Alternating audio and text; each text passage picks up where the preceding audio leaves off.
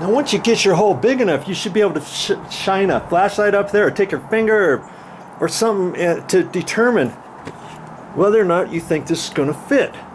Now see, when you have it on there, you don't have to make it flush with that. When this is pushed down, you got to make sure you got enough threads coming through there to where this will pop up properly. Okay, so I could see how it's sticking out a 1/4 inch. I could make that just 1/8 of an inch. You see what I mean? Even though it's inset, I just need to make sure that this thing pops out the whole way, because if it only pops out like that and you try to tighten it up, there's no way you're going to tighten it up because the screw's not going to come through the hole, right? Okay, then this thing here, I can screw this onto the threads about 1/4 of an inch. Well, if you need to gain 1/16 of an inch, you can loosen that up just a little bit, so you got just a little bit of extra room for this to pop up there. And then as this comes down, this will tighten up on the threads to a certain extent to get it up there if you need more room. Now, I'm pretty sure this is plenty. This is plenty of room. I think that stucco up there is actually, oh, maybe 1/2 inch to 5/8 of an inch, and I'm thinking, is that going to hold this whole thing? Yeah, it should, because this is going to flop over on the back side. Do you see what I mean? And you'd have to crack the stucco out all the way through. And talking about the stucco cracking, when you're using your nail set up there, you don't want to kick out too much on the back side to think you're going to get the hole a little bit bigger, and then maybe you don't use that. Now you're going to make the stucco that much weaker all the way around it once you get your toggle up there. Do you see what I mean? Okay, so now I'm almost ready. I need to double check, make sure it'll slip through there properly without it gouging on the side. And I can, as long as I can push it up yay far, then I can gently pull down and know that I'm all set to go. Okay, so that's my next step, and I'm going to be putting this one in. Be right back. Let's do it. Well, do I feel lucky today? Let's just see. I should be able to get this now. I've got enough room. I'm going to poke that in there. And I need to make sure that those prongs go up. Okay, they did. Now see, it's just hanging like that. And there's no way you're going to get it tight if you just try to start turning without pulling down. You have to kind of pull down and screw at the same time, because what's happening is, as you're pulling down, it's keeping your toggle wing nut from swiveling around. You see what I mean? And that's all I'm doing.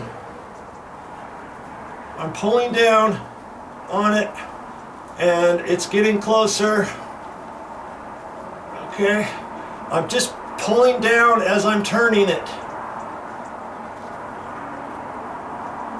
Okay.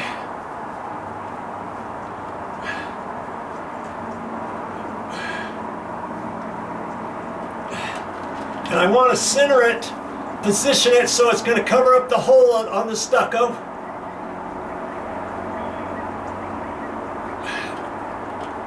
Okay.